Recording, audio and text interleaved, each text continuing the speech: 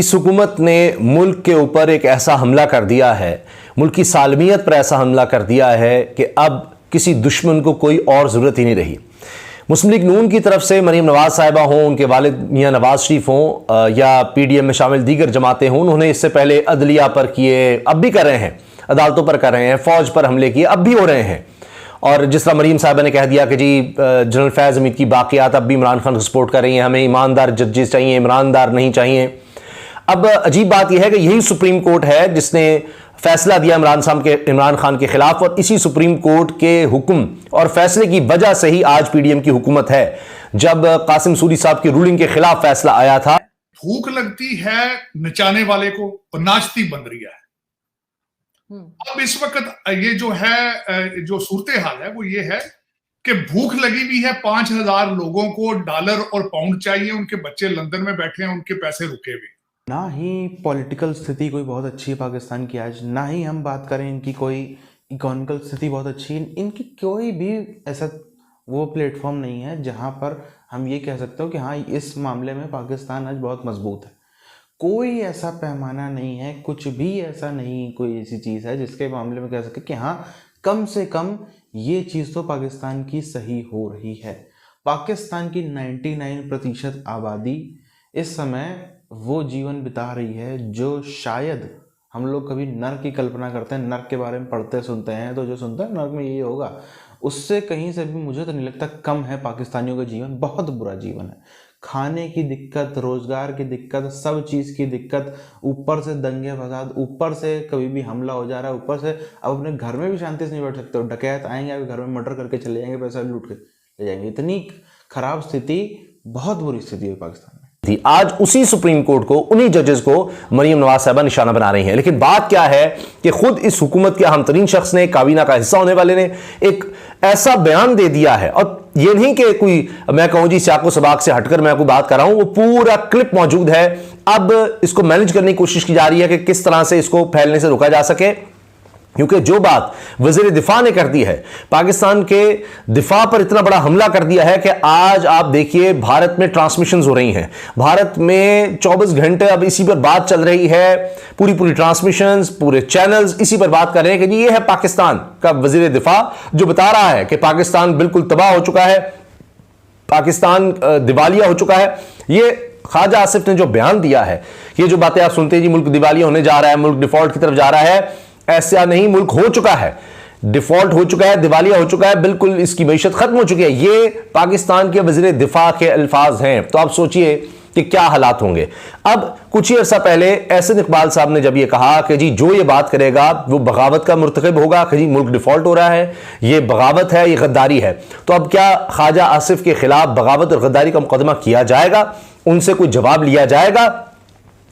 क्या बात है कि ख्वाजा आसिफ ने ऐसी सी बातें करती हैं कि इंसान हैरान रह जाता है। ये पूरा क्लिप सुनने के काबिल है कि इन्होंने किया क्या है। अब पता नहीं वो किस सतह पर थे, कोई नाराजगी चल रही है, उन्होंने तो बाकायदा मुल्क पर ही हमला कर दिया। नहीं, अजीब बात है। अब मैंने इस पर बात की है पिछली वीडियो में, लेकिन अब इस पर इतनी ज्यादा बात हो रही है सोशल मीडिया पर, हर कोई इस पर तनकीद कर रहा है। हाल तो ये हो गया है कि तहरीक इंसाफ के लोगों को कहना पड़ गया है कि हमारे मुल्क के खुदा न खास्ता ऐसे हालात नहीं, यानी उनके लिए तो बड़ी अच्छी बात है कि वज़ीर दिफा इस तरह की बात कर रहा है कि जनाब मुल्क डिफॉल्ट हो गया, अच्छा हमारी तो हुकूमत नहीं है, मुल्क तबाह हो गया जी, मईशत तबाह हो गई है, कोई यहाँ इन्वेस्टमेंट के लिए ना आए, तमाम लोग जो है इस वक्त पैनिक की तरफ चले जाएं कि खुद वज़ीर दिफा अंदर की बात है, वो तो एक वज़ीर है, काबीना का हिस्सा है, अंदर की खबर उसके पास है।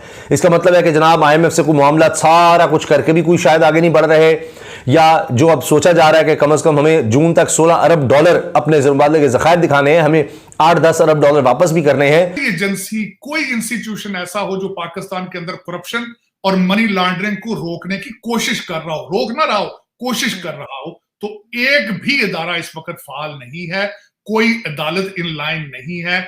इमरान खान साहब के लिए जुडिशरी घुटनों के बल हो चुकी है। मैडम ये स्टेटमेंट देने से पहले ये नहीं सोच सकी कि जो उनके चचा हैं इस वक्त, जो दूल्हा भाई हैं, जो वजीर आजम, वो दर हकीकत नून लीग के इस वक्त के सदर हैं। उन्होंने कहा ये नून लीग की हुकूमत नहीं तो किसकी है? ये आपकी अगली आने वाली वजीर आजम है। जो कंपनी एप्पल बनाती है, उनके आईपैड और उनके दूसरी जो चीजें हैं, वो सारे का सारा अपना टेलीफोन का और दूसरी कई मैंने कंपनियां, आज मैं लिस्ट देख रहा था, बल्कि आपकी अगले सेगमेंट के लिए मैं तैयारी करके आऊंगा कि कौन कौन सी अमेरिकन कंपनियां या इंटरनेशनल कंपनियां इस वक्त चाइना को छोड़ के they are moving towards India, Philippines and Vietnam and Thailand. बिल्कुल, अगर कहें, मुझे सारी चीजें, भारत की हर चीज से एग्री नहीं करता, लेकिन भारत को मैं अपना ही समझता हूं। वो पूछें किस तरह, साउथ एशियन है, हमारे भाई हैं, हमारा सदियों से उनके साथ रिश्ता है, एक जबान है, एक सोच है, जायके एक है, म्यूजिक एक है, हर चीज एक है। और भारत की इकोनॉमी आपसे 50,000 गुना बेहतर है, लेकिन वहां पे रैकेट नहीं टूटे सेल के, आपके यहाँ टूटे हैं। तो वजह यह है, बल्कि मैंने आज ये ट्वीट की है कि मुल्क के अंदर दो लाइनें हैं, एक आटा ढूंढते फिर रहे हैं और खाने को कुछ नहीं उनके पास, मर रहे हैं बुरे हालात। वो जो फ्रेंच जिस तरह वो कहते हैं ना, लेट देम ईट केक, वो कहते हैं इनको आटा नहीं मिलता तो क्या फर्क, केक खा लेना है। और दूसरा, मैंने अमेरिका में आके देखा, मेरे तो बिजनेस पार्टनर, मेरा भाइयों से ज्यादा मेरा अगली स्टेज पर है, सरदार है। मैं जब भी पाकिस्तान जाता हूँ मेरे साथ जाते हैं। मैं भारत जा रहा हूँ, अभी मार्च अप्रैल में मेरा प्रोग्राम है जाने का, बल्कि वहां मैं आजकल I'm studying about the Buddhism, और उसके बारे में जा रहा हूँ, धर्मशाला जाऊंगा वहां पे। I'm planning to do some meditation there। ये हम्बल रिक्वेस्ट है कि हमारे हाफिज साहब इस पे कुछ करें, दवा दारू करें, वरना अब पाकिस्तान इस तरह निकल रहा है जिस तरह हाथ से रेत निकलती है, हालात ये है। लेकिन ये कि दुख वाली बात है आरजू, कि दुनिया परेशान है आपके लिए, दुनिया परेशान है, लेकिन आप टिम हॉर्टन में बिजी है। IMF का देखें, कल मोदीज की रिपोर्ट आई है, मोदीज की रिपोर्ट ये आई है कि IMF पैकेज और ये लोन जो है, ये पाकिस्तान की इकोनॉमी के लिए कोई फायदेमंद नहीं। ये भारत की तरक्की का बायस इसलिए बनेगी, एक तो दोनों यूरोप में भी और अमेरिका में भी जो उनकी इंडियन लॉबी है, जो उनके साथ वो सपोर्ट करेंगे, क्योंकि they are giving them business, they are their clients. दूसरा, यहां से जो इंटरनेशनल ट्रेडिंग लॉ होते हैं, अगर आप बड़ी डीलें करते हैं तो टेक्नोलॉजी ट्रांसफर होती है उस डील में, तो ये क्योंकि उन तैयारों ने उनको मेंटेन भी तो करना है, तो बोइंग और एयरबस अपनी टेक्नोलॉजी ट्रांसफर करेंगे भारत में, चाइनीज को क्या देंगे। लेकिन मुझे आप ये बात बताएं, कोई बंदा जाएगा उस मुल्क के अंदर जहां पे लॉ एंड ऑर्डर के हालात ठीक ना हो?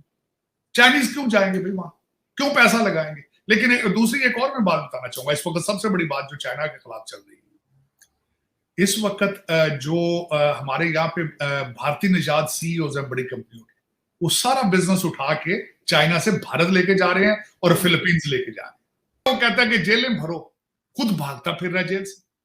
कैसा तजाद है कि खुद अपनी जमानतें कराता फिर रहा, भागता फिर रहा है, और लोगों के बच्चों को कहता है जेलों में चले जाओ, अपने बच्चे लंदन में बैठे। पाकिस्तान में इस समय हाई तौबा बहुत ही ज़्यादा तेज हो रहा है, क्यों ना हो। आखिर पाकिस्तान के अंदर चाहे पॉलिटिकल स्टेबिलिटी की बात हम करें, किसी तरीके से नहीं है पॉलिटिकल स्टेबिलिटी। आज पाकिस्तान में जो प्रधानमंत्री है, उस प्रधानमंत्री के पास में किसी भी राज्य की सरकार नहीं है।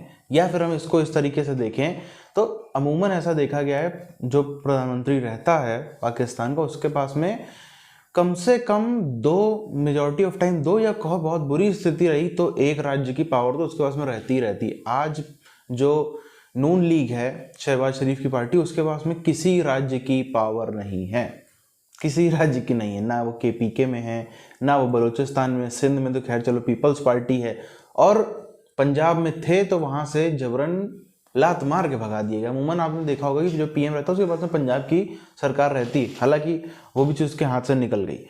अब वो सिर्फ इस्लामाबाद की पुलिस है, डायरेक्ट अगर हम बात करें तो पुलिस जो अंडर में आती है वो सिर्फ इस्लामाबाद की पुलिस उसके पास में है, वरना कुछ भी नहीं है। इसके बाद इमरान खान आज संभवतः अरेस्ट हो सकता है। आज की तारीख की जब हम बात कर रहे हैं तो जिस तरीके से पाकिस्तान में आज माहौल बहुत गरमाया हुआ है, इमरान खान को बाकायदा उसके ऊपर कोर्ट का वर्डिक्ट भी आने वाला है। जो भी हो, अरेस्ट कर पाएंगे नहीं कर पाएंगे अलग की बात है, लेकिन मुल्क इनका इसी में जूझ रहा है कि हम इसको हटा दें, उसको हटा दें, उसको ले आए, इसको बिठा दें। मुल्क की जो है इनकी और भी कहाँ से आ जाए। इसके अलावा बाकी जो चीज़ें होती हैं उस पर किसी का ध्यान है ही नहीं। मुझे लगता है पाकिस्तान जो बना था ये विश्व के सबसे ज़्यादा समझदार और सबसे ज़्यादा मूर्ख लोगों का कॉम्बिनेशन था। तभी बना था। आप देखो, वाकई में मानना पड़ेगी एक बात, जो पाकिस्तान की 99% आबादी है वो महामूर्ख है। उसने कभी भी इस बात को सोचा नहीं, उसने थोड़ा सा भी दिमाग नहीं लगाया कि आखिर ये मुल्क चलेगा कैसे, आखिर ये जो पाकिस्तान है चले कैसे। उसमें से कुछ लोगों को अकल आ गई, सहूर आ गया और उनकी जेब में थोड़ा बहुत पैसा भी था। वो सब आप देखो 60 के दौर से आज तक पाकिस्तान भागना चालू हो गए। खास तौर पर जो मैंने बताया कि मूर्ख थे, सबसे बड़े मूर्ख तो वो थे जो भारत के इस हिस्से से माइग्रेट होकर के वहाँ गए। नॉर्मली मैं बता रहा हूँ, बिना कुछ भी रखे, बिना कोई भी मन में द्वेष भावना रखे, सिंपल न्यूट्रल होकर अगर देखे तो उनसे बड़ा महामूर्ख हमने कोई देखा नहीं।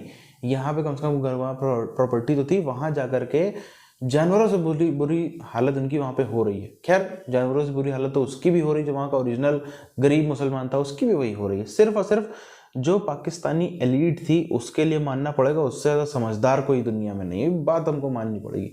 इतना गजब का दिमाग लगाना, अपने फ़ायदे के लिए रिलीजन का सहारा लेकर, मजहब का सहारा लेकर अपने लिए देश बनवा लेना, इतना ज़्यादा समझदारी की भावना सबके अंदर नहीं होती है। उसके बाद उसी चलते वही जो एलीट थी उसी के लिए पाकिस्तान बना था, वो आज भी माला माल है। बल्कि जितना पाकिस्तान में बदहाली और बेकार स्थिति बढ़ रही है उतना वो और ज़्यादा माला माल होते चले जा रहे हैं। पहले कोई चीज़ MRP थी 10 की तो वो 10 ही की बेचते थे, अब क्योंकि वो बिजनेस भी तो कर रहे हैं ना अपने।